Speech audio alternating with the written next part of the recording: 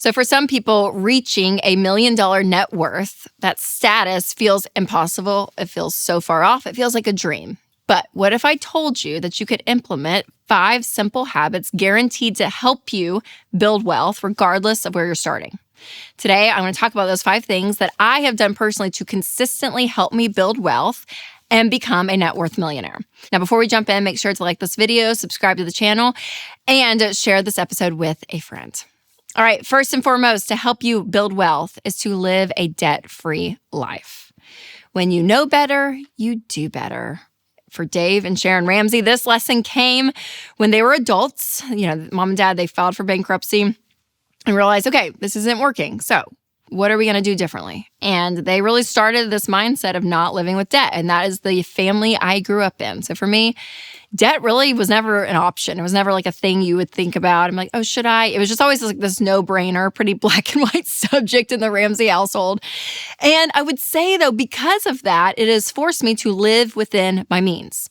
It is this idea that, yeah, okay, we have this much money a month, so what are we going to do with it? And so there's no thinking outside the box. There's no, we're going to leverage X, Y, and Z. It has always been living within our means. And because of that, when you live a debt-free life, you're not paying payments and taking your income, and instead of paying a bank payments, you could be investing that and making you and your family money off of those investments, right? So using your income is so, so huge. So you can actually start this habit today, you guys. You can live a debt-free life. You have to start deciding, okay, I'm not going deeper into debt. That's the first step. And then number 2, start paying off your debt. And the most effective way to do this is to list out all of your debts, smallest amount to largest amount, regardless of the interest rate, pay minimum payments on everything, and pay off your smallest debt first and become debt-free. So your income is all of yours to live on and look towards the future with investing. Number 2 is similar to this, but it's live below your means. So in order to live a debt-free life, you have to live below your means, and a budget is a key way to do this.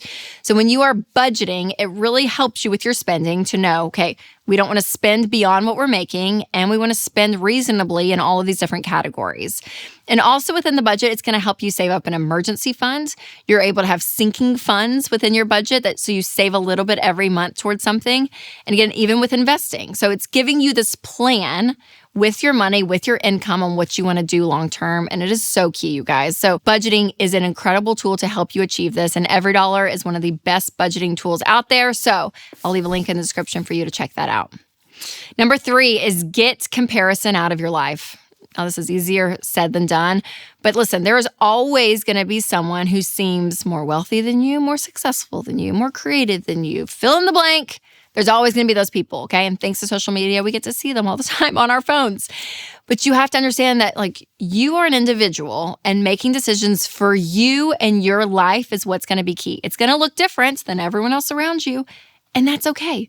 And actually, this idea of winning with money, when you do look different, we find you actually are probably doing better financially than the person that looks like they're doing so great. And so stop looking at everyone else, really running your own race and finding contentment and knowing this rat in a wheel of running and just running, trying to be someone else, buy stuff to make everyone think you're something. I mean, this whole idea that we have in our culture, this mindset, get it out of here. Get it out of here.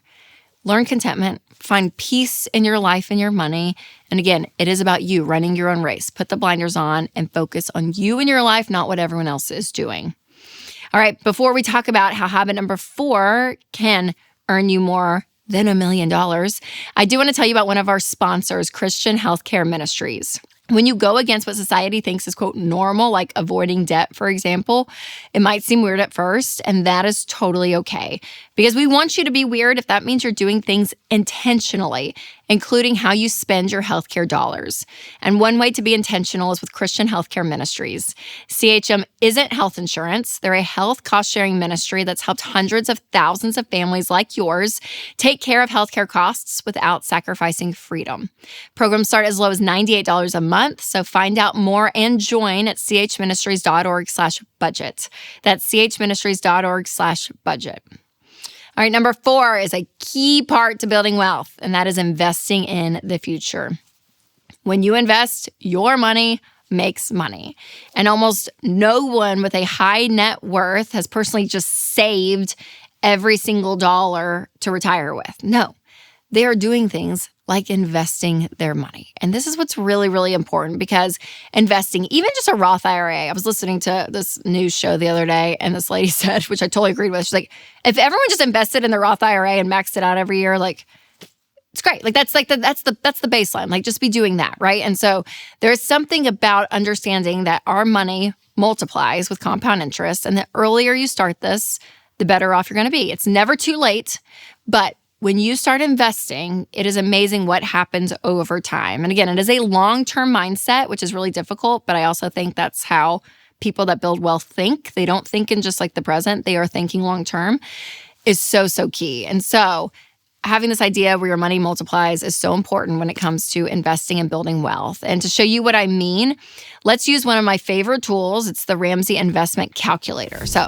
let's look at some investing. Let's say you start at age 37. And let's say you contribute $600 a month, which may seem a lot, but like that's like less than the average car payment out there. So instead of having a car payment, you're doing this instead. That's how you can think. So let's say you invest $600 a month till age 65 with an average return rate of 10%, you would end up with almost $1.1 million. Is that not crazy? But you will have to contribute, around $200,000 over your lifetime. And that's over the 28 years, at least, that you're investing. And that means you have earned more than $800,000 in interest. I mean, that's incredible, you guys. That is the power of compound interest. So take investing on your side. Let that allow you to build wealth long-term. And number 5 is what we mentioned earlier, but it's a really important one. And it is a long-term mindset. And there's a level of instant gratification that a lot of us just live in. And over time, you end up spending so much money on that doesn't even make you happy long-term, right? We spend so much money on like these things in the moment thinking they're gonna make us happy. And we end up wasting money and we're not any happier. There's not more joy in our life because of it. We saved up for a pool. This is like one of our big savings goals, because when we built our house, we didn't have the money to build a pool, but we knew long-term, like this would be a great thing to have for our kids and all of it. So the moment we moved in and that goal was done, we have been saving and saving and saving and saving and saving and saving for years for this, because we knew the kind of pool we wanted. We knew what we were looking at, like all of it. And so it was not an overnight thing that we're like, oh, that'd be fun to get a pool and just go and do it. No, we knew it was going to be a big expense and it was going to take us longer. Would we have wanted the pool sooner? Probably. Yeah, that would have been nice. But again, we were cash flowing it. And so it was this idea that it's going to take years. But now it is complete. I can't believe it. It's done. And it has felt so great to know, okay, that was like one of our big financial goals and there's a check mark to it. And so again, it is this idea of long-term thinking. And so it causes you to have more patience. Maybe not as like instantly gratifying, right? Because that's not instant gratification. But it gives you peace and wisdom along the way. And it is the way to think about your money. Have a long-term plan. So for more of my personal money tips, make sure to check out my annual investment routine right here, that video, or if you're listening on podcast, make sure to click the link below. All right, you guys, remember to take control of your money and create a life you